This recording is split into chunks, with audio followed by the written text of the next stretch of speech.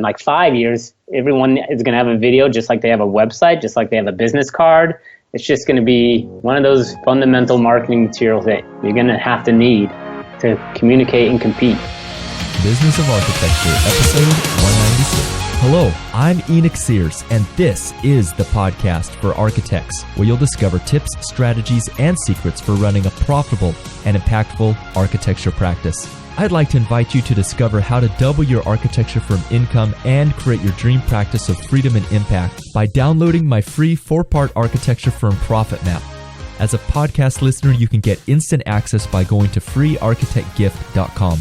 Today's podcast is sponsored by AIA Advantage partner BQE Software, the makers of ArchiOffice. ArchiOffice is the only office and project management software designed specifically for architects. It helps you manage people and projects while you focus on designing great architecture. So whether you're working remotely or on-site, ArchiOffice allows you to monitor the status of your projects and tasks and send out invoices in an accurate and timely manner.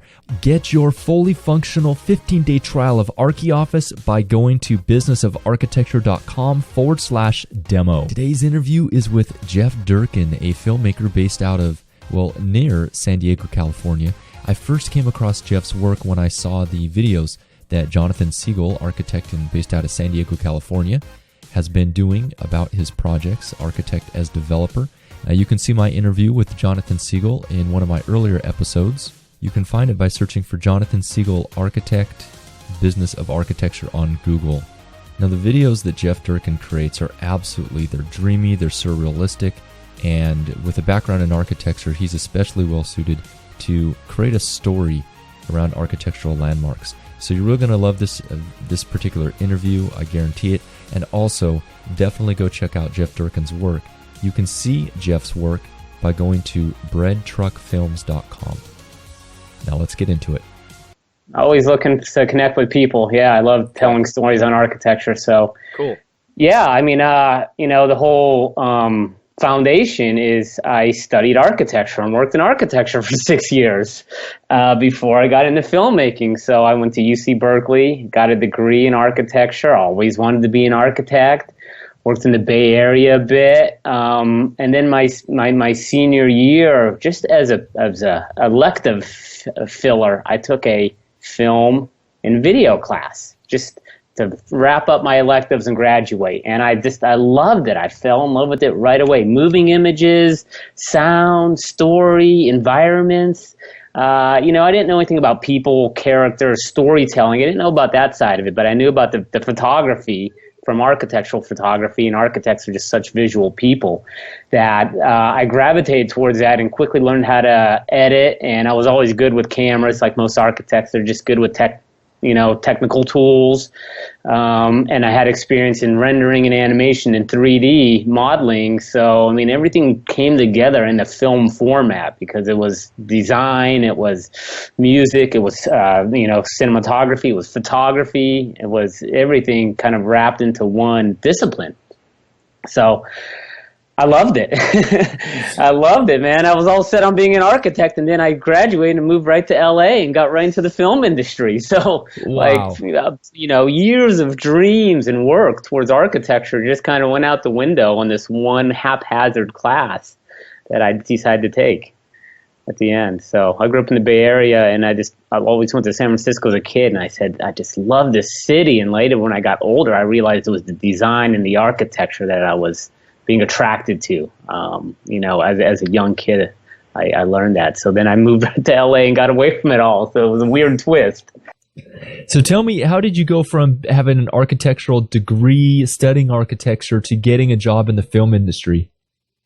Well, there's actually a lot of overlap in the visual effects part of the film industry with architecture because 3D modeling, rendering, visualization. So I ended up getting a job at a studio in Venice Beach called Digital Domain, which was actually started by James Cameron.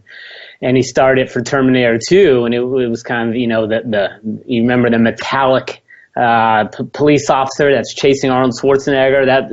This studio developed that, and it was the beginning of computer generated imagery and what can happen. So luckily, a lot of people from architecture and design were working there because they knew CAD and 3D Studio Max, and you knew the software, you knew how to build an environment. So they put me in a department which was called camera tracking, where you go out and you film Arnold, destroying a mall, and then you have to find out where that camera is in space and turn it so that the animator can create his animation of the monsters and characters, and it all matches.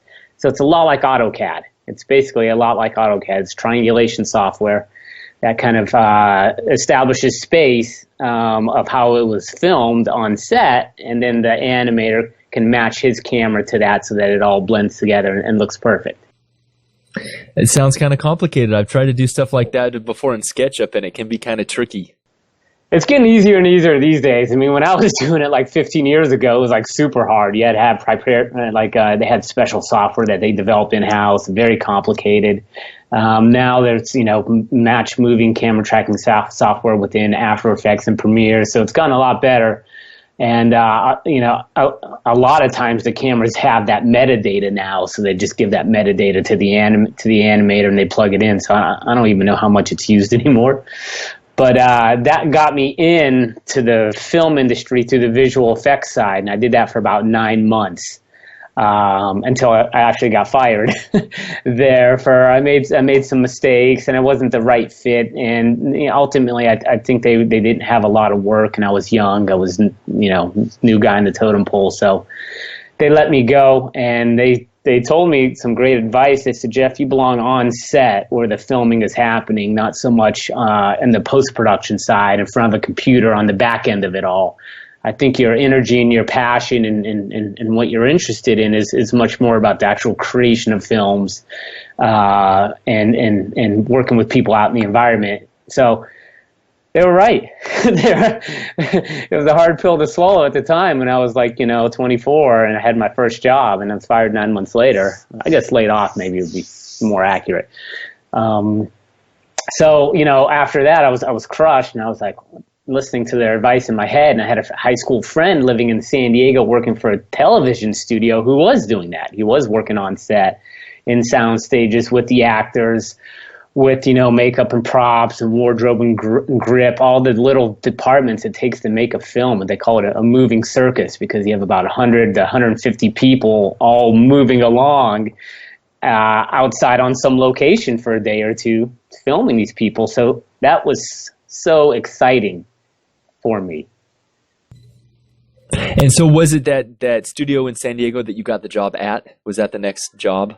That was the next job. Yeah, that was the next job, and it was Stu Siegel Productions. They did television shows, kind of like B-level stuff. The Sci-Fi Channel did a lot of stuff for Sci-Fi, a lot of stuff for like USA, WB. So you would see these kind of cable shows that weren't primetime network things, but they still needed to be made. And San Diego was kind of known as kind of like, I guess, a less expensive area to make films because there wasn't any unions. So it got that type of work where it wasn't huge names, but the stuff would be out on a national scale, an international scale. And, I learned about the film industry. It's, you kind of work, it's almost all freelancers, first of all. There's, there's a studio, but you only have X number of shows to make, and then your job is over after 6 months of making those shows, unless the network signs on and gets another season. So I kind of learned the ins and outs of production through that. I started out just getting coffee and orange juice for actors at the very bottom level. I have a degree from UC Berkeley. I'm in architecture. Architects are usually pretty intelligent people, but I was happy to get coffee and, pass messages along to people on set because I was excited about learning the process and watching. I had a great vantage point to observe everyone. So that actually worked out pretty well. Then my show ended. It was Invisible Man. It was one of the many iterations of that show. It was on Sci-Fi probably in the early 2000s for about probably 3 seasons before they canceled it. And then I moved into something that had a real big impact on me. It was called the Inserts Crew, the second unit. So when you make a movie, you usually have like 100 to 150 people working with the big actors and the trucks and the generators and the lights and all that, and they focus on the dialogue and the big scenes. But then you have a small unit, the second unit, which is about 4 or 5 guys that are kind of hovering around, that come in and they film the small things with the stunt doubles and the actor doubles. Like when Tom Cruise is typing on a computer and they cut to the computer screen and they cut to his hands typing, that's not Tom Cruise. That's a double there who's getting paid a lot less, and it's probably shot several months after that whole scene was shot with Tom Cruise. So it's this little unit that I worked on that really taught me like the nuts and bolts of filmmaking, because we would do everything from, set, stunts, action, establishing shots, and we moved around in a bread truck. They gave us an old Wonder Bread truck, actually, and we converted it to a film studio. It had a dark room for changing mags. It had a little editing bay so we could watch the footage that we had to match and study, and we were mobile, and we would be all over Southern California throughout the day. So that small run and gun, they call it, run and gun type of production, it just resonated with me because you're so much more creative than when you have the big 100-person crew. I mean, when you have a crew that size, everything's planned and organized. You're not making decisions on the fly. You're not looking at the light over there and saying, hey, let's go set up over there. There's beautiful lighting. It's like, well, here's our shot list. We need to be over here. Now we can't move 100 people over there. That's crazy. It's going to take an hour. So it was like documentary filmmaking, but for television with stunts. And I got to work as an assistant director. So I quickly got out of the coffee and orange juice, catering side, and got into like assistant directing, which was organizing the shoots, figuring out what shots we needed, how long we needed for each shot, what cameras, who needed to be involved, how many doubles, how many, camera people. Do we need a sound guy? Do we need a visual effects guy? So that gave me a great insight into making films almost like on a small scale, sort of kind of by myself, where I didn't need a ton of money or crew to accomplish something. And that has kind of, that's the foundation for my company, Bread Truck Films. I like to call it, small, fast, cheap, and in control is kind of my mantra. And that's been the way I've been rolling for the last 8 years as a filmmaker. But eventually my show did get canceled from Stu Siegel, and I got back into architecture. Really? Yeah. Tell me about that. Yeah, so the Stu Siegel studio kind of had some union disputes and everything, whatever, I don't know what it was. So television production stopped there after about 2 years of work for me. So here I am, 2 years in. I've learned filmmaking from, the nuts and bolts of it. We used actual film back then. It wasn't digital lighting. I learned lighting and everything. And then things started to shut down. They just weren't getting work. I didn't really understand it. I was, probably 26 or 27. I didn't understand the business. So I was actually out of work for a while. And what happened? Someone came to my house and they saw my work up in my room. And they worked at an architecture firm, and they said, we can use someone like you to do marketing and some design for our architecture firm. And maybe they saw some photography I've done or some videos I was making, and they brought me into an architecture firm where I was working part-time doing marketing. Photography, always done architectural photography from the very beginning, even from high school. So I always had cameras, always had a good eye for composition. I always understood, natural light, framing, how to make the building look beautiful at dusk, lit up, glowing box with the purple sky like everyone wants to see. So I would do branding, design, and that eventually led into a full-time job where I was doing architectural design half the time and then kind of marketing and branding half the time for a small firm up in Solana Beach. Who are primarily doing high-end custom homes in Del Mar, La Jolla, like the really affluent areas of San Diego. People build their mansion on the hill, and that was a firm that did it. So I would just do a lot of design work for them, and I worked for them for almost 5 years, actually. It was a great relationship. I love doing the marketing stuff, and then when they had design work, I would do design work. And they didn't have design work. It's like, all right, Jeff, we need a website, we need these photos. So it was actually pretty cool because I never had to really get into CAD and do construction documents. I got to stay in the high-level design side, and then when that wasn't happening, I was doing the marketing side, which is pretty creative for me. So it was a great kind of twist on my career where I learned a lot about communication, I'll say, which usually isn't taught in school. What makes you say that about communication? Do you have some stories or experiences you can share about that?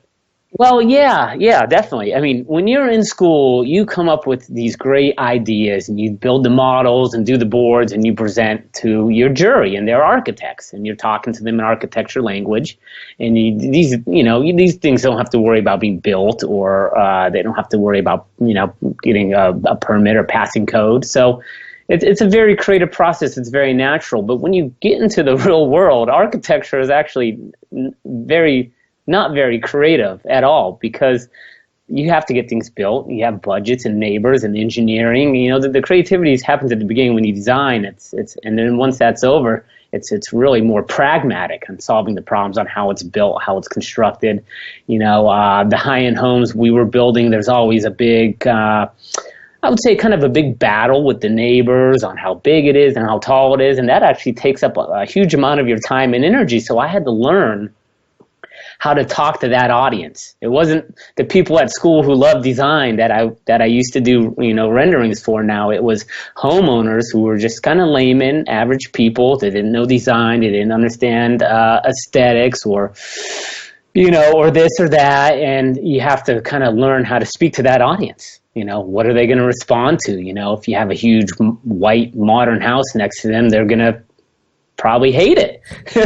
But if you learn how to show landscape in the renderings and talk about how it's going to be, masked and scaled and it's going to work with the site, then their minds can be a little bit more open to what it is. So I had to kind of learn how to talk to a different audience, and I had to learn that I had to learn how to market the work too, which was a little different than just what you do in school when you come up with these, beautiful big public projects like libraries and museums and like multi-housing things. So I had to learn that. I had to learn that language. And, with that came websites, writing, business cards, branding, logos, and all that stuff. So the creative side was really easy, but then learning how to communicate to the audience took a little time. Writing especially, I was horrible at it for years, and I got a lot better over time.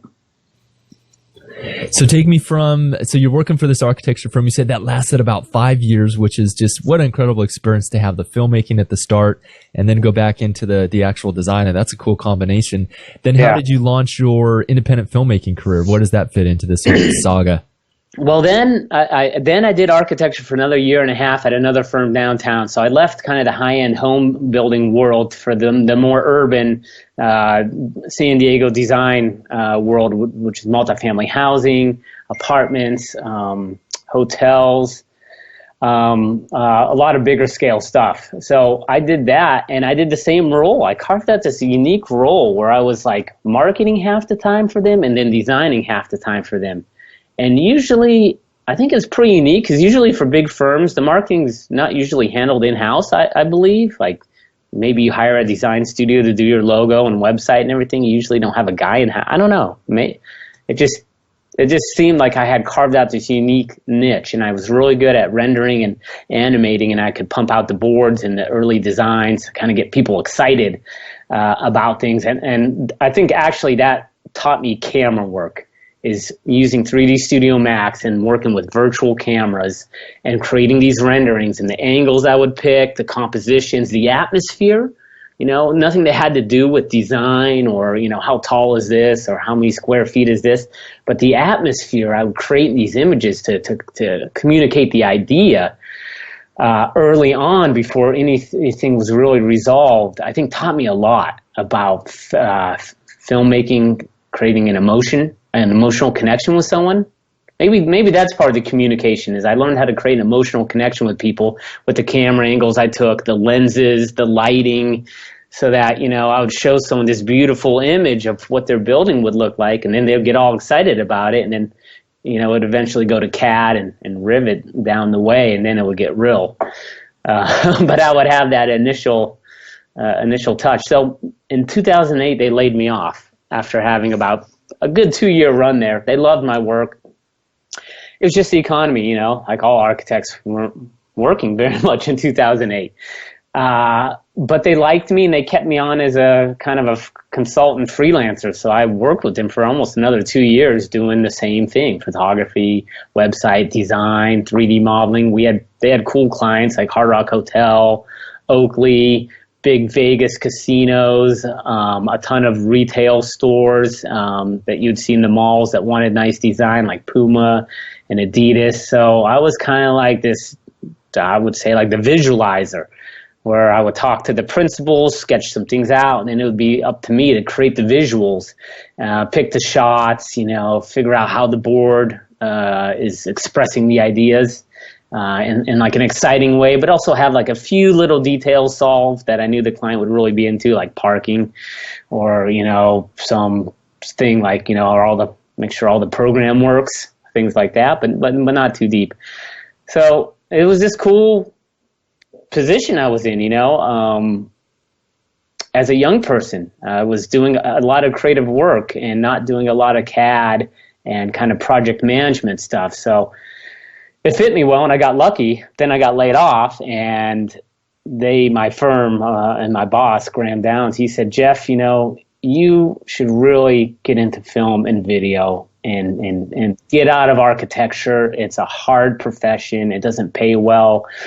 You're always at odds with the clients. There's a lot of lawsuits when you're on big projects. So he kind of gave me this, I don't know, I guess a gut check or something, you know, that it wasn't always going to be this cool world of visual rendering I had been in if I continued to go on and become licensed.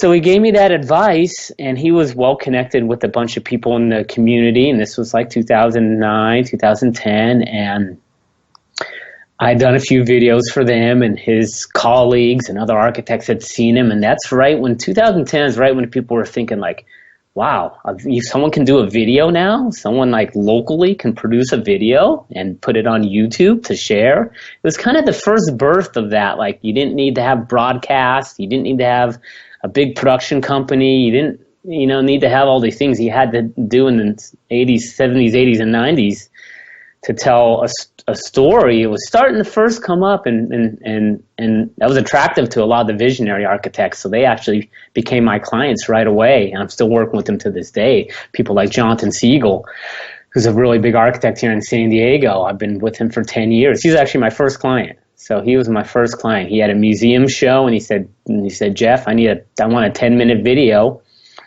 to play on a TV for this museum exposition that they're having in San Diego, talking about the top 10 architects.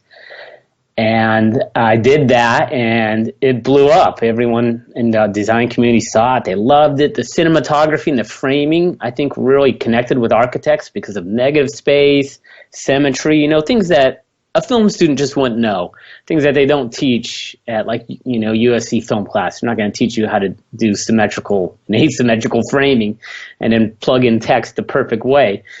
So I think it just really resonated, and then video was just getting really popular and at the time. So I started to kind of ride that wave, I say. No pun intended. Speaking to us from Carlsbad, California. Yeah, right. Do you surf, or do you hang out in the ocean or anything like that, Jeff? Oh, yeah, all that stuff. Yeah, all that stuff. Just at the beach last week. So a little surfing, a lot of running, and then jumping in the ocean. A lot of paddle boarding in San Diego Bay. I love it. I love paddle boarding, jet skiing once in a while. So yeah, you know, I'm all into the SoCal lifestyle down here. You know, I always have clients. Like, I'll go to a client meeting, and if they're downtown, I'll bring my running clothes, and I know I'll go run in Coronado.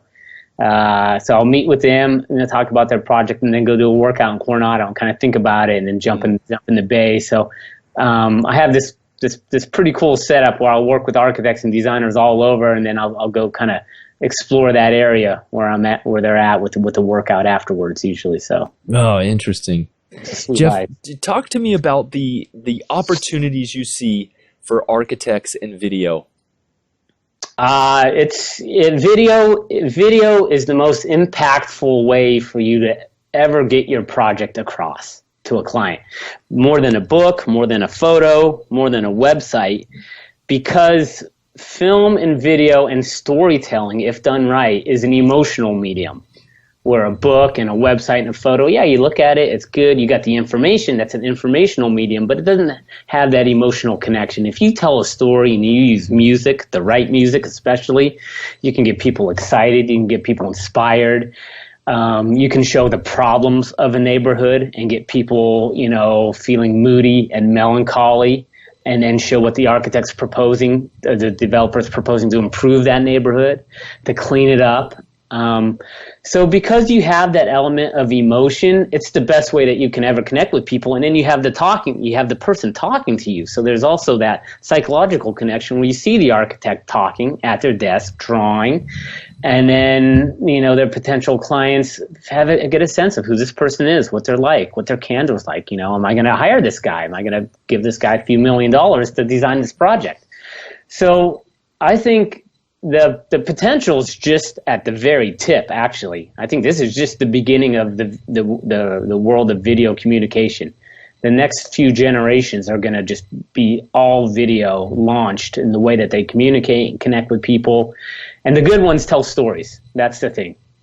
Fortunately, people just don't have a long attention span. If you're just hitting them with information after information for like 3 or 4 minutes, they're going to phase out. You need a story. It's been there from the beginning of time, with humans drawing in the caves and the Greeks coming up with the Greek tragedy and the Greek comedy, and people spending 2 hours watching a Greek play, and then Shakespeare developed it in England there. So yeah, the storytelling aspect of it is essential to like a good video and a film, and I think it's just the beginning of what architects can do with this tool. Well, storytelling is definitely an art, like you're inferring. What's the process that you go through when you're faced with the project? What steps you go through to pull out the story and connect with that emotion? Because one thing I've seen about your videos, Jeff, is they're definitely very emotionally impactful. I mean, even if you're just showing images, it's fantastic storytelling. And it's interesting you make that correlation between how architecture school sort of gave you a little leg up on that, because I do see those themes. They are very reminiscent of some of the older, kind of videos in the 60s that we saw, that with these incredible vistas of architecture. So back to my question. That was a little bit of a rant, but back to my question. What's the process for finding a story? Well, it happens 2 ways. It happens, one, sometimes I'll seek them out. If there's a great piece of architecture I like, I'll reach out to the client and work with them for either as a personal project. Sometimes they pay me, sometimes it's a collaboration. Or the second thing is people hire me. They see my videos and they say, Jeff, come on in. We need a video on this new hotel. We have a lot of clients who like hotels, and we want to have something to show them. And the first process is a meeting and talking to the architects and designers. And what happens at the meeting is there's a huge brainstorming session. They'll tell me all about the building, how it was conceived, the concepts, the design, how people use it. And a building is a very complex thing. It takes years. It has multiple functions, and I can't get it all in 3 minutes. So we have a big brainstorming session, and from that, I find the 10% of the things that they tell me that I think are the soul of their project, and figure out how I can make that soul come across in 3 minutes, the essence. So if it's a building on a college campus that's an art school, then it's going to be about the students and the people creating art in the space. Yeah, there may be cool materials, and there may be like an awesome ventilation system that they spent a long time on, and great landscaping. But sometimes you just can't get that across in 3 minutes, and sometimes that's not the heart and soul of what they've done. The heart and soul of what they've done may have been with the windows and how natural light comes in, so that the painters in the painting class can paint by natural light instead of artificial light. It may be the fact that the buildings are oriented a certain way to get views of the city to inspire the people working in them. So I try to find like the essence, the soul, the spirit, whatever you want to call it, the kernel that makes that building work and makes it exciting and makes it great for people. And I try to turn that into a 3-minute story based on like an initial meeting that we have. Sometimes I write a script so that they see where I'm going. I usually write interview questions based on what we've said.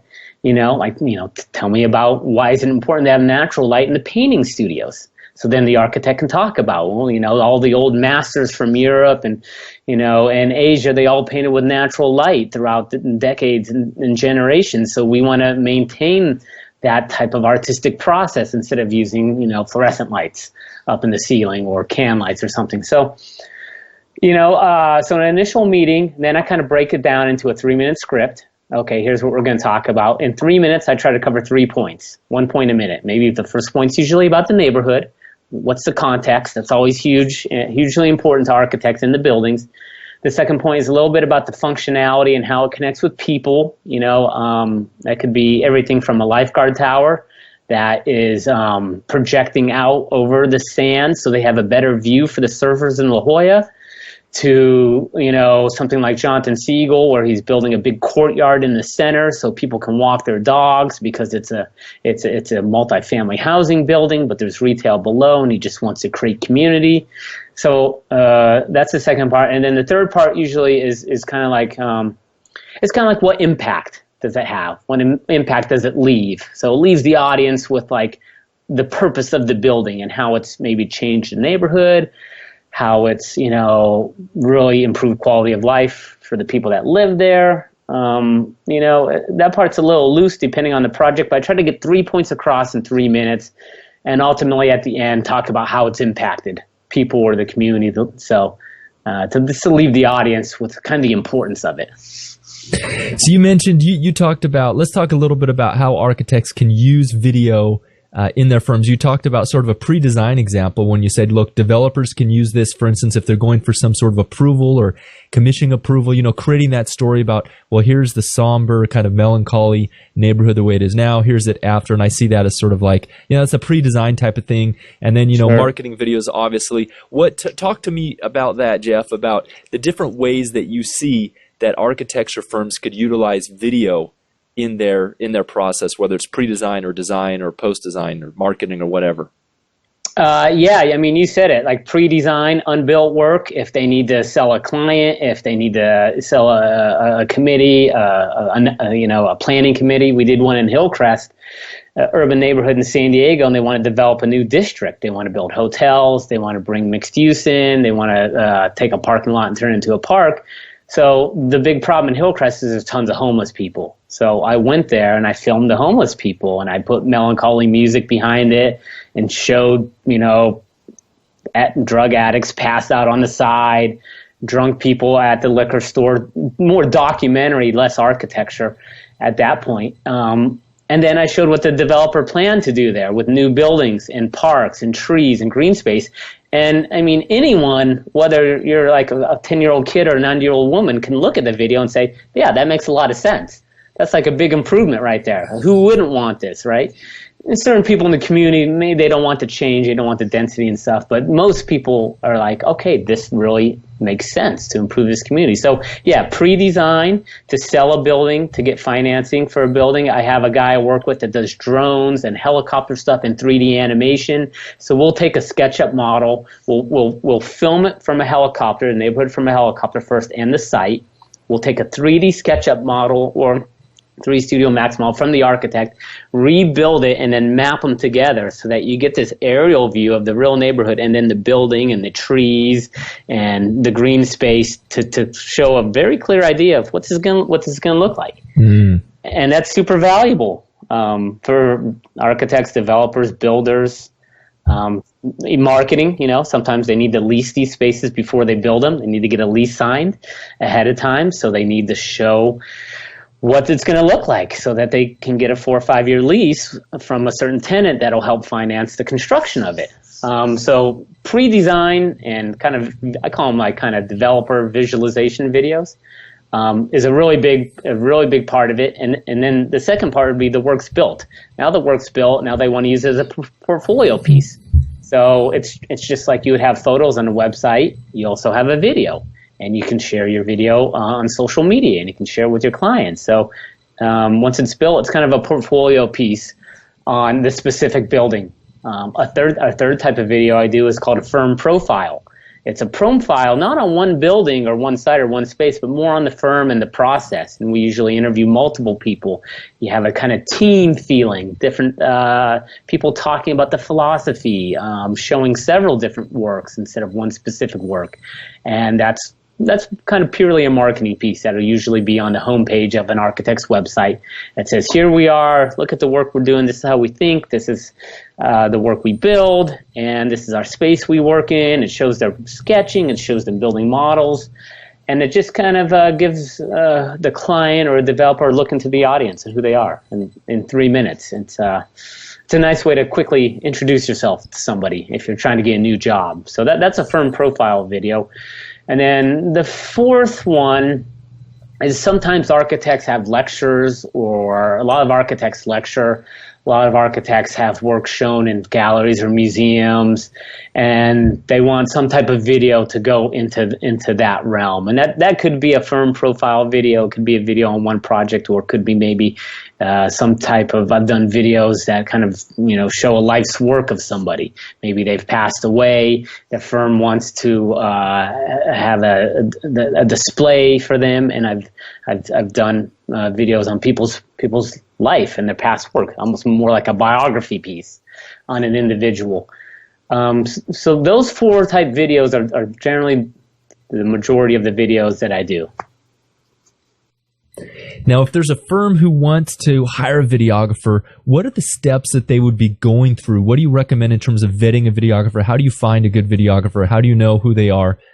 If you're sitting down, I'm an architect, and you're just advising me, saying, Enoch, look, if you want to get a film done, this is what I recommend you do. What are your recommendations, Jeff? It is tricky because I'll be honest, 99% of people who do video in your city and community aren't going to have any type of design background. They're typically going to be corporate. They're typically going to be wedding. Wedding is a huge industry where a lot of young creatives work in on the weekends and then try and do work elsewhere. That's an interesting question. I wonder where they would even look. I guess you can Google someone online. I guess you can maybe find a work that you've seen in your city and try to find out who did it and pursue that person. Maybe that's what I would say, is if they found a video that they liked, to find out who made it and then contact them. It's tough to find someone who understands design to actually make a video. It's just not a very common industry at this point. You can Google people. You're going to get a mixed bag. You can definitely hire a PR firm. PR firms who do marketing will have contacts with people multiple people in videography who they may know be a good fit. Marketing agencies have it. You can get on how I find collaborators when I travel to a city. If I travel to London, I'll get on Vimeo and I'll type in London drone, and I'll find a bunch of freelancers doing drone work in London, and I'll hire one of them. And I've done that. So maybe that's the way. Go to YouTube and you type in your city plus architecture video or drone or something. And you could probably find some younger freelancers. That would probably be a good start. That's what I would say. Okay, that's a great little hack. What kind of questions would an architect need to ask a potential videographer to know if they're legit, to know if, there's a lot of camera terminology out there, 4K HD drones. I mean, what are some of could you give us some advice in terms of questions to ask and, what you might see these videographers offering to know that they're going to be able to do the job? Well, yeah, a few components in the video that you want. You want drone stuff. You just do. It's awesome. It looks cool. It's great for architects because it shows their building in the site. So right away you want to see, do you do drone work? Do you have someone you work with that has drone work? We need some photos and video up above. You want to get photos as well. You want to try and get both. So when you hire someone, you try to get photos and videos from the drone because it can give you great shots that maybe your regular photographer is not able to get you. So you want to have that stuff. You want to say, we want to interview to describe the process. You want to make sure you can do audio and do an interview. There's an art to interviewing, When I first started, I would just put a microphone on him and say, okay, tell me about the project. I didn't even have any questions really. And that worked okay, but as you get older and you learn like interviewing is an art, you want to get those really good sound bites from them. You want to hear about how these buildings are like, helping people live and stuff. So you kind of frame things in a certain way to get the best sound bites. So you want good interviews. And then you're going to want, B-roll is what they call it. Shots of the building, shots of the firm, shots of people drawing and sketching. And the best way to communicate is to find a video you like and say, hey, look, this has an interview, it has drone shots, and it has shots of the building at dusk that make it look really pretty, and I like that. These are the three things that you should try and achieve in a video. And tell me, what are the price ranges that an architecture firm would look at when they're out there in the market, all the way from freelancer working out of the garage to corporate? Give us an idea for how much it would cost, what they would be looking at in terms of investment to get a video produced. It varies so greatly. It varies so great. If someone has a little house that can be filmed in a few hours, that's one thing. If someone has a big building on a city college campus that may need a day of filming, and you may want to come back to get that dusk lighting a second night. It's just the pricing is actually the hardest part for me because it's all over the board. So I try and start out with a basic video on your building or your firm for like $4,000. If it's a big building, maybe it's a little more because I got to spend more time on it. If you have like a big development you want to see. And then the mid-level prices I do is like $6,000 to $7,000. It's maybe I'm filming a few buildings now. So maybe you want like a few buildings done so that you have a video portfolio on your website. And then I'm up at $10,000 for the next round, which is maybe I'll spend a week in your city filming like 6 buildings. Interview you, your people, show your process, and you're getting multiple videos too. Maybe I do a 2-minute profile video on your firm. And then I do a couple 1-minute standalone videos on the projects I film. So at the end, you may end up with 5 videos for $10,000 that you'll use, in marketing for the next 5 or 6 years, maybe even the next 10 years. And then the bigger budget ones are the developer-driven ones where you need to visualize the project on the site. It just takes much more animation. Those are like the 10 to 20 range, 10 to 20 grand range, where you're trying to do a lot of animation, a lot of computer graphics. You're trying to do graphics to show maybe the area and how it's connected to public transportation and how it's connected to jobs and stuff, and why this building makes sense for that community because it's connected to the neighborhood. And you got to visualize that. It just takes a long time, and to make it look really compelling and dynamic, it needs to come from a filmmaker. The cheaper ways, architect can give you a still rendering and you just show that on the screen, but that's not very exciting. That's not very compelling. It looks kind of cheap. Yep. But what's compelling is having a drone fly over a parking lot and then having a building start to grow out of that empty site and then have the trees fall down and then the music come on. And that's something a filmmaker has to do. An architect can't do it. A lot of times architects say, yeah, we got all the renderings, we got all the stuff, we'll take care of that part. But they don't quite understand the storytelling aspect of it. It was, I just can't show a JPEG on the screen for, 25 seconds and have someone like get really excited about it, So that's something architects don't quite understand, and that's why those are in the $10,000 to $20,000 range, because of that level of cinematography, that level of visualization. It just takes much more. I mean, renting a helicopter and flying and filming a site is $2,500 an hour. So that's for the helicopter and the cameraman. So yeah, from $3,000 to $20,000 is usually the range I work in and I've worked in, and it all just depends on the complexity of the project. Okay. So an architect who's looking at something in the $3,000 to $4,000 range, what do they get for that? Typically for me, I'll come to your office. I'll find out what the building's all about.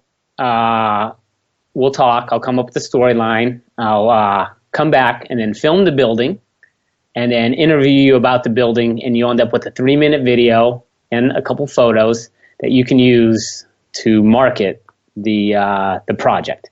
So that's the kind of your standard, I would say, 3-minute portfolio video for $3,000 to $4,000. Or if you needed something like a firm profile video, sometimes I'll do those for like, $4,000 to $5,000. Like I'll come interview you, your fellow architects, have you guys talk. If it's simple, if it's one day's work, that's and then I'll edit it together with the drawings, showing your office kind of, those are kind of my basic beginner packages. Awesome. And if there's an architect, say in New York City or another state or even another country that wants to work with you specifically, Jeff, are you open to that? Tell us about that. Yeah. I've been all over the world. I was all over the country last year working with the AIA on different projects. I give you a proposal like the prices we mentioned, and then plus travel. It's no problem. I've worked in New York 3 times last year. I have drone guys there. I have different crew that I bring on. So you're not actually having to like pay for my San Diego crew to come out. Maybe I'll bring my assistant. But as I get into bigger shoots, if I need drones or helicopters, I usually use local people. So it's a little more economical. I know New York well. I know LA, San Francisco really well. San Diego, of course. Anything in California, I've filmed at. Did a project in Portland. Did a project in New Bern, Alabama last year. Going to Raleigh, North Carolina here for another project. So yeah, you can reach out. I work all over, and we can set something up. That sounds awesome, Jeff. How do people reach out to you and contact you? JeffDurkin.com is my website. It's got all my work on it. You can just do jeff@jeffdurkin.com is my email. You can find me on Instagram, durkin.film. Just follow my work. Contact me through there. That's usually it. That's the best way. Awesome. Hey, is there anything else that we've left out about architecture, design, and video that you feel needs to be said before we wrap up here? Do it. The short answer is do it, because your competition is doing it. And if a developer is, looking to hire an architect to design some big project or small project, they're looking at multiple firms. One of them is going to have a video, and that's just going to be a lot more compelling. There's reputation and stuff that comes into it as well. But I would say do it, because in probably 15 years, everyone's going to have, not even that. In like 5 years, everyone is going to have a video just like they have a website, just like they have a business card. It's just going to be one of those fundamental marketing materials that you're going to have to need to communicate and compete. Awesome. Well, thanks, Jeff. So I've been joined by film director Jeff Durkin today. Jeff, thanks for being on the Business of Architecture. Yeah, thank you. Love to learn more about what you guys are doing. And that is a wrap. Thank you for listening today. If you're looking for more time, freedom, impact, and income as an architect, get instant access to my free 4-part architect profit map by visiting freearchitectgift.com.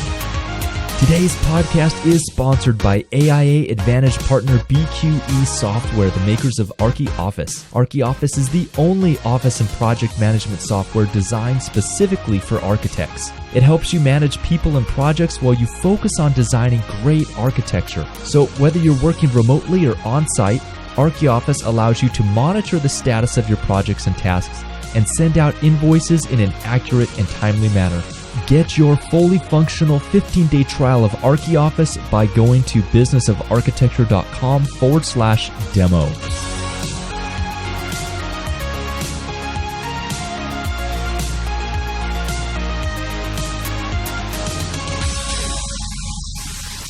The views expressed on the show by my guests do not represent those of the host, and I make no representation, promise, guarantee, pledge, warranty, contract, bond, or commitment except to help you conquer the world.